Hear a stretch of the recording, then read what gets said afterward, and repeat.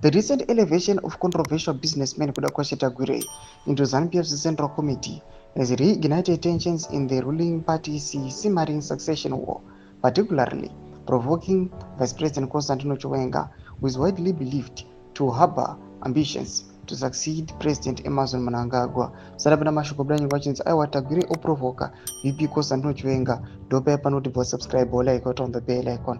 Tipna mnamo bwanyu kwa mchinzi Tagwire, long regarded as Mnangagwa's frontman and a major benefactor of the ruling elite, revived the polarizing ED 2030 slogan at a ZANU-PF meeting in Harare last week.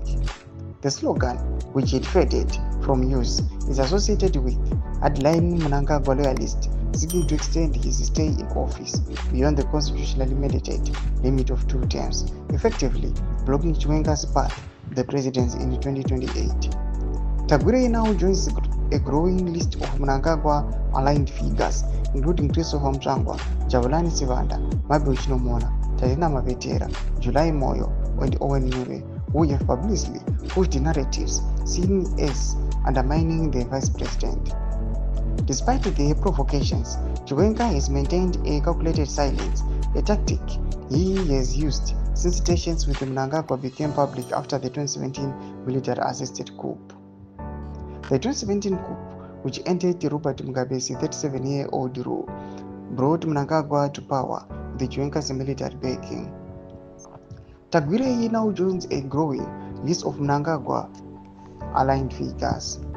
It was widely expected that Mnangagwa would serve a traditional role and eventually hand over power to Chiwenga. However, cracks emerged soon after, with Mnangagwa consolidating power and systematically sidelining his former military allies. Since 2018, the rivalry has intensified, albeit covertly.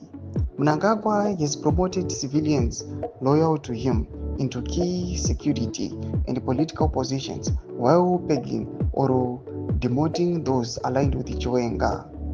The return of ED 2030 is seen by analysts as a calculated move to test public sentiment and party loyalty ahead of the 2026 ZANU-PF Congress, where succession could be formally contested.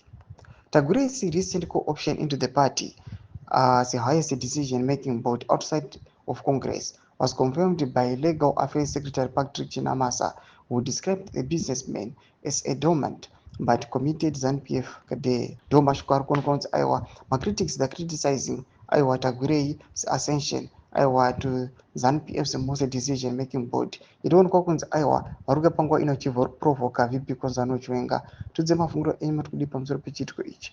Ina comment section medunza mafunguro enyu, subscribe or like, chat on the bell icon.